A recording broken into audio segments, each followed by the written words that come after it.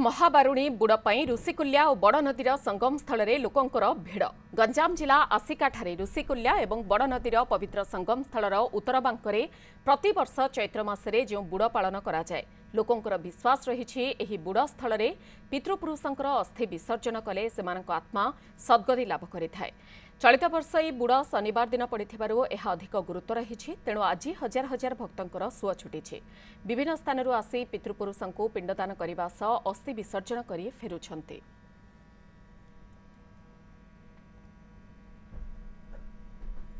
आज पवित्र महाबारुणी स्नान जाजपुर बैतरणी नदीकूल पवित्र दशाश्वमेध घाटे बारुणी स्नान पर श्रद्धालुंकर समागम होइछे। चलित वर्ष महाबारुणी स्नान जोग रहिथिबा बेले सकाळ 7:09 रु दिन 12:57 पर्यंत शुभ मुहूर्त निर्घंट करा जायछि।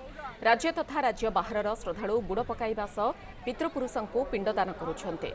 भिड़कु दृष्टि रखी पुलिस और पौर प्रशासन व्यापक व्यवस्था करिछे। नदी कूल में अग्निशम बाहिनी प्रस्तुत रहिथिबा बेले गाधोइबा स्थल में व्यवस्था करा जायछि।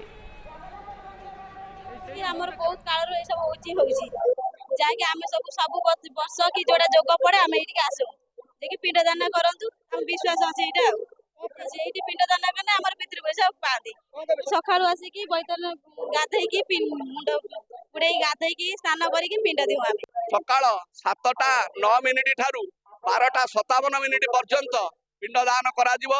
एही क्षेत्र रे पिंडदान कले पितृपिता माने मोक्ष प्राप्ति हेबे एवं दान जोग बल समस्त भक्तजन माने आत्मा शांति पाइबो एवं खुशी हेबे। एठी हजार हजार लक्ष लक्ष लोक माने श्रद्धालु माने आसी एठी पिंडदान करचंती। यह अति आनंदर कथा। एठी पिंडदान कले समस्ते पितृगण माने मोक्ष प्राप्ति हेबे। व्यवस्था पौरपालिका तरफ समस्त व्यवस्था करा जाई अछि।